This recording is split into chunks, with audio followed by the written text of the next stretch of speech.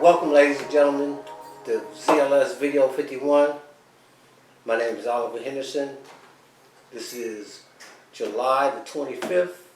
I'm here with a very famous person, one of the most famous people that I've ever met in my entire life. And his name is Mr. Melvin Newton. Hey, Melvin. Hi, Oliver. How you doing? Good, good. It just happened to be my brother-in-law. He's been an advocate of human resources. Tell us about all you do, Melvin. There's so much. I can't even explain it all. But you have helped thousands and thousands of people, being a professor for Merritt College for many, many years. Tell us a little bit about what made you decide that this was the life I was going to choose to live when you had so many choices. Well, I had a long career. As a matter of fact, I had 2 careers. And I credit where I came from, what I've done to my family, my father and my mom, who migrated here from Louisiana during the Great Black Migration, World War II. And as a result of leaving the South, it put us in a position to go to school.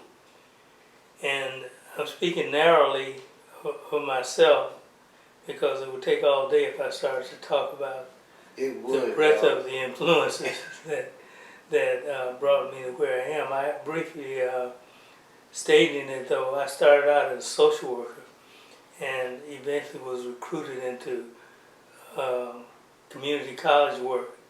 And the work that I'm most proud of, I believe, is the work that I did for the community college system, namely Peralta District and Merritt Community College. And I was recruited there in 1969 to develop or work with faculty and administration under the leadership of Dr. Norvell Smith, who was the first black president of any college in Peralta. And it was to develop during that awakening period of the 60s and 70s of educating particularly black people, but students in general, as to the true history and sociological development of people in the United States. And we call that development of black studies or African American studies. And you've been a human advocate for as long as I've been as long as I can remember, Melvin. And and I don't know if I've ever told you this before, but you have been a major influence on my life, even without saying nothing. Just seeing you, in your daily move and your daily goings, helped me stir through this whole maze of corruption out here in the city of Oakland that we were all exposed to.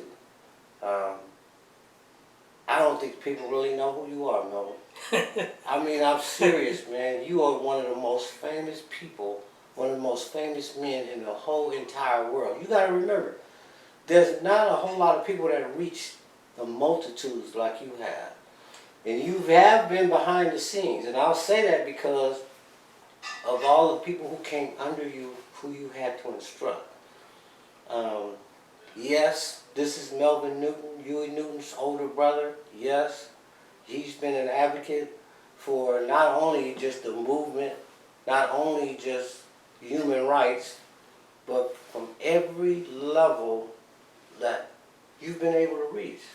Well, along the way, within the context that you're speaking, became involved with the Black Panther Party as a result of the role that Huey, who was one of the two founders along with Bobby Seale, at one point I was the Minister of Finance of the Black Panther Party.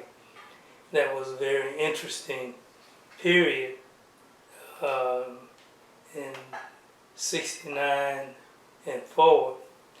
And in that vein, we were looking at the plight of poor people in general and black people in particular. And also, it was looking at change in a system that systematically penalized certain part of the population while it gave advantage to other parts.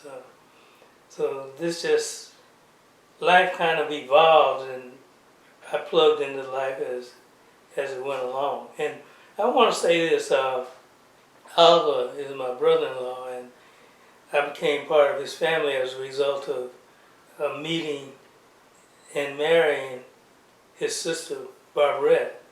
And so I tell people I don't know about heaven and hell, but I know I've already been to heaven because I was married to his sister.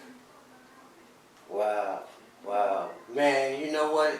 If you said that and she heard you say that, or maybe she has, boy, you know you would light up her life right now. Me hearing you say that lights up my life, man. So I miss it so dearly. But through all of that, Melvin, right now, ZLS World Deep Fly Tournament has an organization, the ZLS organization. And, you know, I've implemented a lot of the direction that you've had towards human rights and human development through our fly and our competition. And I just want to thank you so much, man, for everything you've done for me, everything you've done for thousands and thousands of people. I think you were a professor for like 40 years?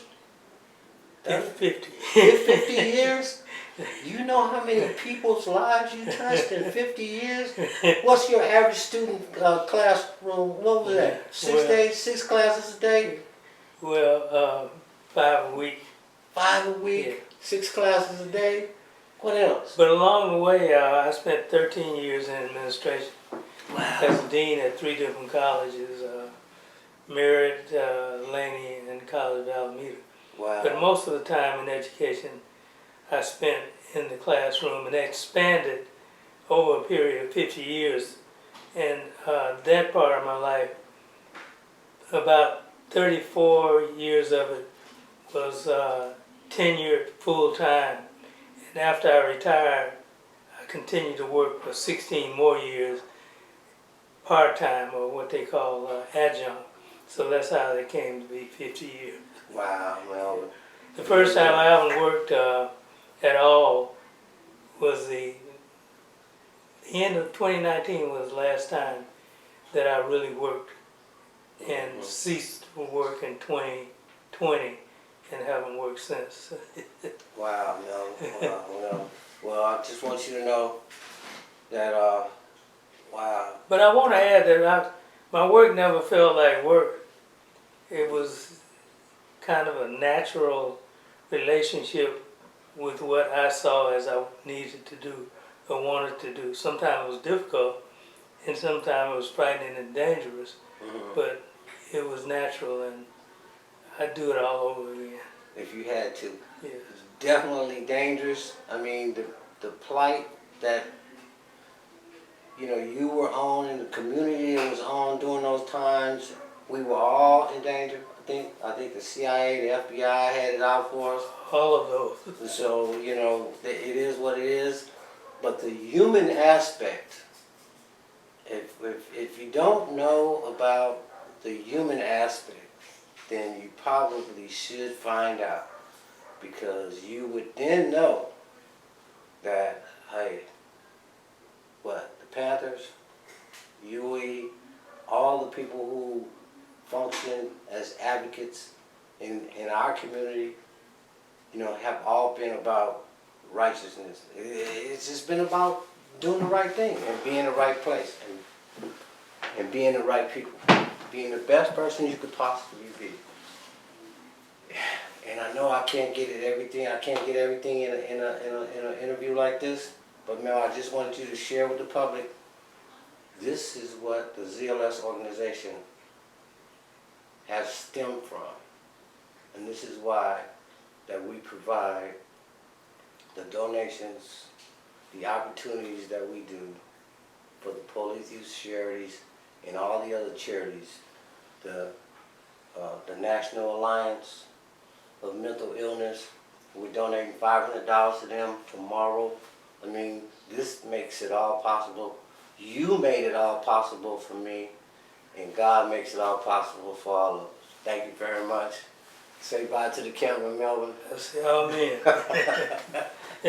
I love you, boy. I always love you, Melvin. Love you all. All right.